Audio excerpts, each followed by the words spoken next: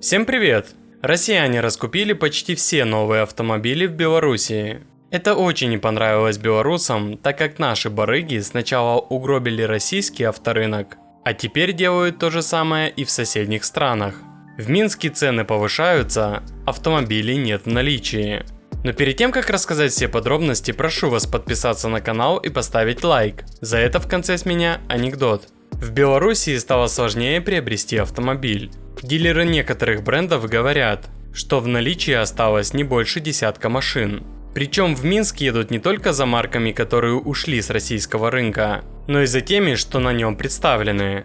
Дело в том, что в соседней стране даже китайские машины дешевле. Так, кроссовер Geely Coolray в комплектации Comfort в Белоруссии стоит чуть больше 1,5 миллиона рублей, а в России от 2 миллионов.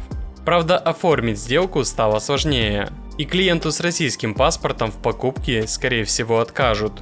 В дилерском центре Geely сказали, что поставить на учет машину в России будет трудно, потому что белорусский и российский ПТС совершенно разные электронные документы. Дилеры утверждают, что один клиент из России решал этот вопрос 4 месяца. Такие проблемы возникают из-за местного производства автомобилей Geely. Другие марки россиянам продают без проблем.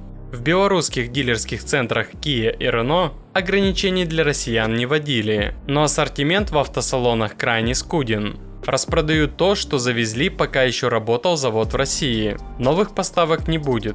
В салонах Renault остались дастеры, которые в пересчете по курсу стоят минимум 2 миллиона рублей, и каптюры за 2 300. У белорусских официальных дилеров нет столько квот, чтобы возить и обеспечивать весь спрос из России. Образовался большой дефицит машин, ушедших из России брендов, особенно по среднему и бюджетному сегментам. Лидерами продаж в Белоруссии стали китайская Geely и российская Lada, за которой тоже некоторые россияне ездят в Белоруссию, так как она там тоже значительно дешевле. Лукашенко заявил белорусам: «Я думаю, надо просто увеличить объемы производства, а не гоняться за тем, чтобы кто-то не покупал. Мы наоборот должны стимулировать, чтобы все страны мира покупали наши машины. Мы все время ищем пути силового метода решения вопроса. Что-то запретить, у кого-то что-то забрать, кому-то что-то не пустить. Давайте экономическим путем решать эти вопросы. Надо стимулировать, чтобы наш автопром выпускал еще больше машин. Мы их сейчас уже заставляем. И буквально на днях 3-4 завода начинают строиться. И в следующем году их запустим».